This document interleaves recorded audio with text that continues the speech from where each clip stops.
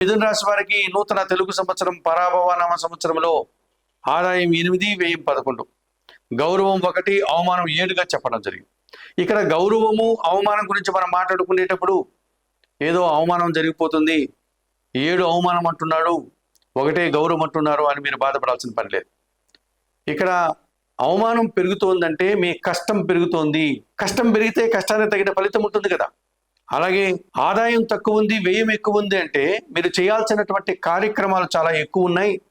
ఏదో విధంగా ఆ కార్యక్రమాలను పూర్తి చేస్తారు మీరు.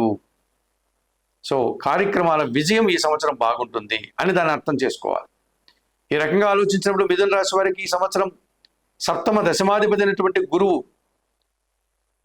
జన్మరాశిలో సంచరిస్తున్నాడు. ఇప్పుడు జూన్ 2 తర్వాత ఆయన ద్వితీయ భావం అయినటువంటి కర్కాటక రాశిలోని ప్రవేశించి మరింతగా గురుబలాన్ని ఇస్తాడు. ఈ రకంగా ఈ సంవత్సరం అంతా కూడా గురువు మీకు అనుకూలంగా ఉన్నాడు. అలాగే నిత్య గణపతి ఆరాధన చేసుకోవడం వల్ల అవకాశం ఉంటే కాణిపాకంలో ఉండే వరసిద్ధ వినాయక స్వామి దర్శనం చేసుకోండి. ఈ కార్యక్రమాలు చేయండి. కొన్ని ఉలవలను తీసుకెళ్లి మీరు పక్షులకు ఆహారంగా అందించండి. ఈ చెప్పినటువంటి చిన్న చిన్న పరిహారాలు నిర్వర్తించుకోవడం వల్ల ఈ పరాభవనామ సంవత్సరంలో మిథున రాశి వారు మరింతగా మంచి ఫలితాలను పొందగలుగుతారు.